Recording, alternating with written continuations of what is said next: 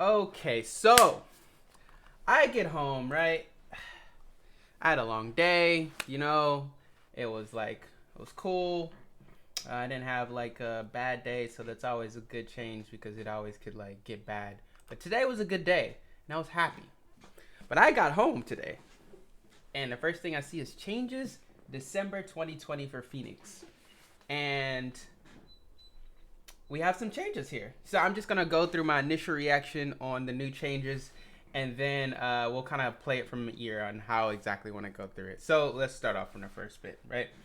So ETA this next couple of days, for some reason, Phoenix devs always love to make changes and then give us like 2 or 3 days to like really digest it, or even voice any like changes or anything, or voice any complaints. So the first thing we got here is Delve of all resist debuffs reduced by 20%.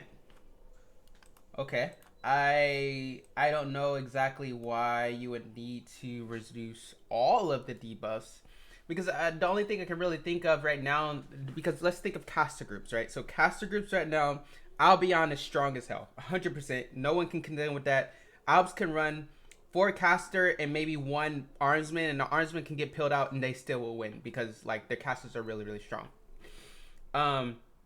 So I feel like this is targeted toward them specifically. And also mid-caster is fine. I haven't really ran into many issues with mid-casters. Those seem to be fine, and you're nerfing those right now, and so I don't know exactly if that's a good thing. Hip caster is already in a detrimental state right now, and it's really not in a good spot, and we're also nerfing those. So I feel like Hib is going to hurt the most. Mid, it might still be okay because they purely have the DDs from the instant life taps from Bone Dancer, and that cold nukes they're really good. So I feel like midcaster is gonna be somewhat okay after this change. Outcaster feels like it's probably gonna hurt the most because they are honestly outcasters. There's so many body casters, like each person doing like 2 nukes kill someone if they're all free. So I feel like it'll definitely affect the outcaster 100%. But they were already pretty strong, so I can understand why you want to bring them down. But I don't know about a full sweeping to every single round, having those debuffs. So we'll see if it's put through. Normally the devs are really responsive to all the critics and stuff like that, so we'll see what happens. So next one is life drain spells no longer gain 10% of their life drain return as extra damage. Okay, so this is definitely another nerf to Outcaster. It's also a nerf to Animus. It's a nerf to Veilwalkers. And yeah, Animus, Veilwalkers, and Outcasters. So there's another nerf for Outcasters. I'm not sure if this is necessary on top of the resist debuffs. Then again, I've been wrong in the past. I've had to like me voice my opinion about some sort of change before, and it went through and everything was dandy, and I'm like, major props to the devs. I could be wrong. I know with the AF changes it was kind of like that, but I think having like such major changes all in one step seems to be a bad way to go about it. Maybe do it in baby steps, see how you like it, and go from there, and kind of let the community speak also. But this is what we have. And also Spirit Masters, Bone Dancers have life. I think they mostly use cold nukes, but I guess mids also have that life drain. But you're definitely looking at your body casters for Alb. Oh, excuse me. Let me bring my mic down. Sorry about that. You're looking at your body casters for Alb. You're looking at your Veilwalker and your Animus for sure are definitely going to be affected by this. Mid casters can do live tap too, but you don't really see them as much. Okay, so next shade, Spirit Master. Darkness life drain spec nuke has his delve raised to the end at 200. This will offset the extra damage. Okay, so you don't have to worry about Spirit Masters. They're lost in that. So it's completely looks like it's just going to be out, because it looks like Bone Dancers also have their life drain, buffed. So both those mids will be unaffected by those changes. It'll mostly be Alb and Hib that'll be affected by those changes. Then Cabalist body. Oh, so Cabalist body life drain spec nuke has been increased also. So if the cabbie wants to go body cabbie, they definitely could do that and not have that affect them at all. I think most Cabalists are either spirit or some sort of tri-spec. Most of the time you'll see spirit though, so I don't know if it'll affect them. It'll probably still affect them as much because most people just use their baseline. And it looks like it's going to affect the baseline the most. Okay. The concept of dual effect spells for resist purposes and their associated extra resist chance has been removed. Honestly, I'm not sure exactly what this means. Someone's going to have to explain that a little bit deeper. So in the comments, if you guys want to explain that a little bit deeper, please help me with my understanding. I'm honestly I totally at a loss for what that means. So moving on with the class changes, you have a shaman getting access to near sight heal at 20 and 40 mending. Well, that's really awesome for them. Honestly, I feel like the mid tanker and mid caster, they definitely could use a little bump and help. And I think the shaman getting that near side heal wouldn't be a bad deal for them. So I don't really mind this change at all. It doesn't really affect it too much. I mean, Warden's got a buff too with that near side heal. And that helped the hib caster and also hib tanker, so that's really awesome. If shaman can get it, I don't really mind that change. I'm sure they see a larger vision than I do on where that actually affects the gameplay, whether that be Zerg and 8v8. So I'm sure they have the know about stuff how that works. But to me, just looking at it from an 8v8 perspective, that's totally fine with me. Bard receives a single target root. Bards receive a single target root. Yo, that's game changing. This is game changing. Okay, so just think about this. Bards, small man, solo, or not solo, just small man in general are insane. They're already insane in small man. You're giving them root?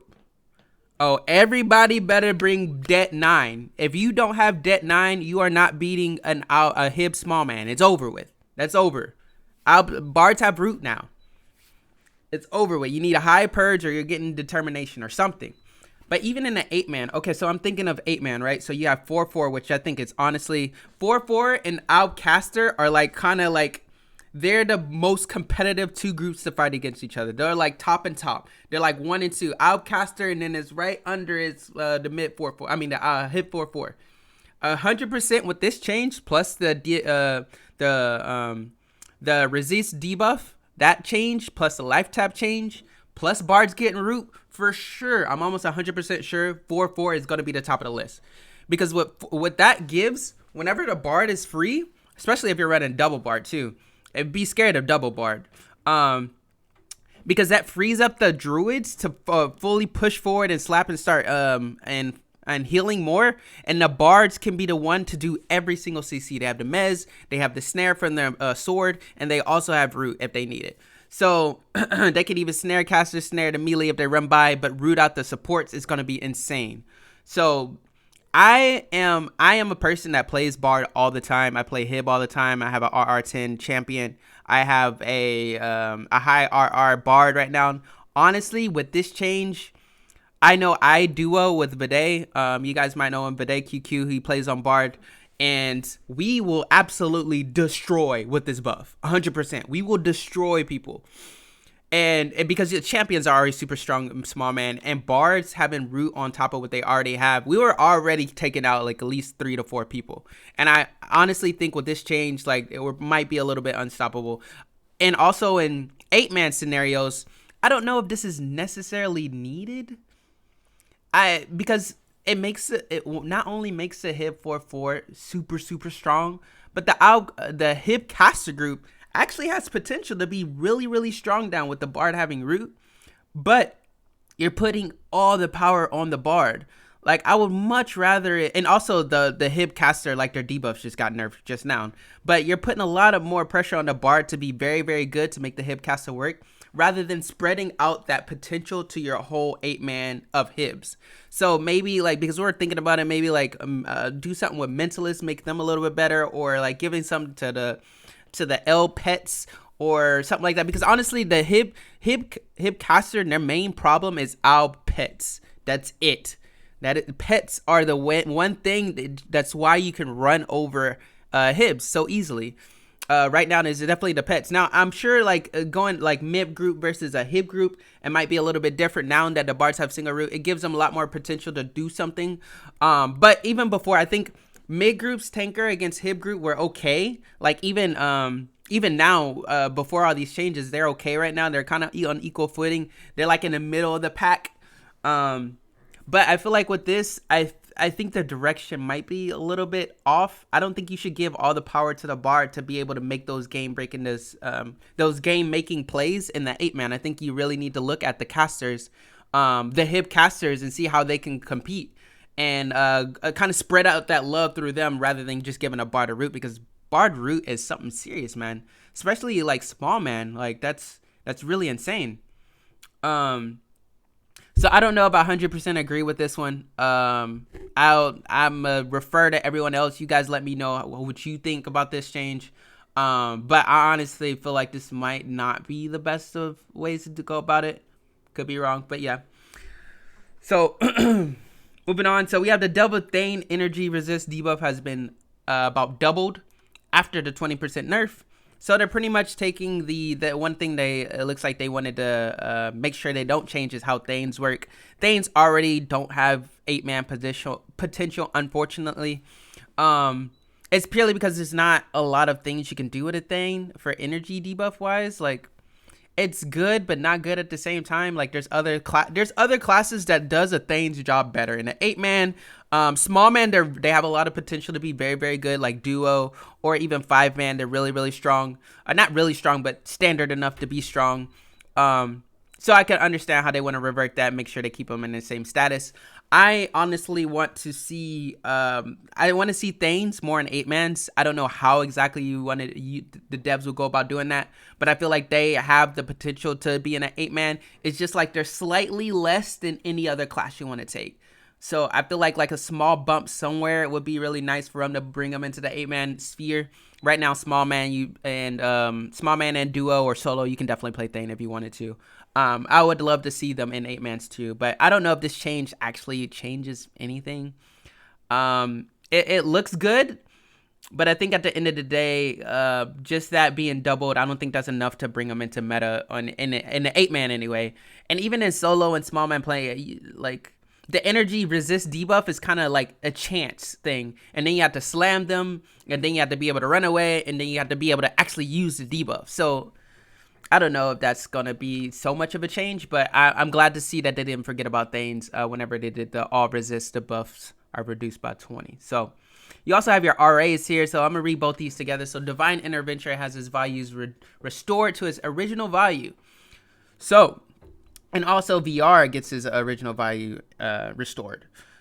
So these changes together must be insane for caster groups, because that means the druids, the healers, the shamans, the friars, the clerics all have really, really strong anti-burst now that they're reverting these changes back. So not only are your resist debuffs getting reduced, also the heal values are being increased for the instant heals. So any type of burst damage that you got will be instantly negated by a lot of these new changes, it seems like. So it seems like they're kind of pushing casters out of the meta with these changes. I feel like you're definitely going to see a lot more tank groups, mid, alb, and hib for sure. You're going to see hib all the time, 100%. Especially with this change too. Like hib tanker is going to be something to reckon with, 100%.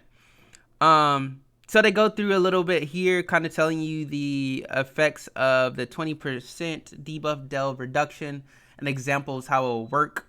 So it seems like this is pretty understandable. It's just kind of showing you examples of how the change will actually affect people.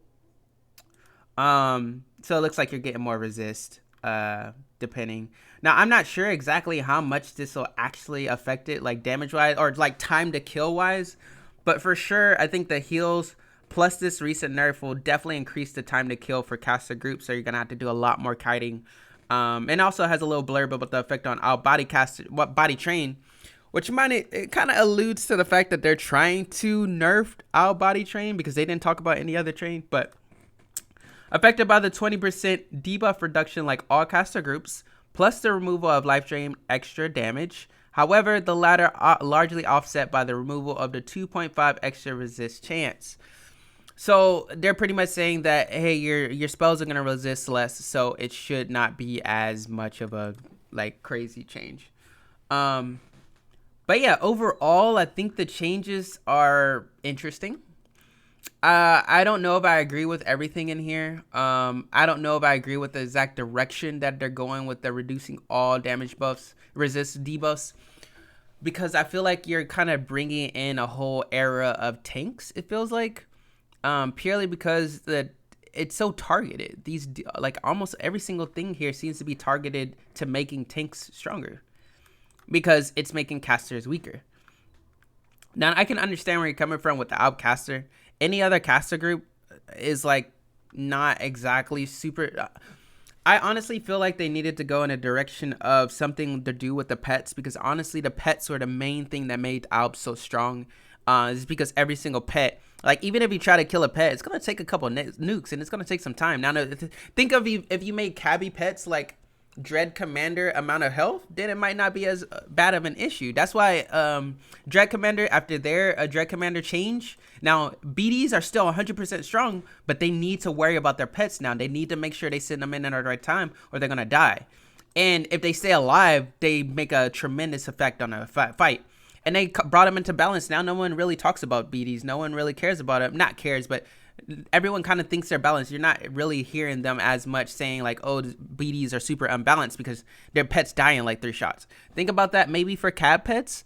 Maybe thinking about something like that. Maybe a little bit nerfed to like a charm Sork pet or something like that. I know the Minstrel got hit.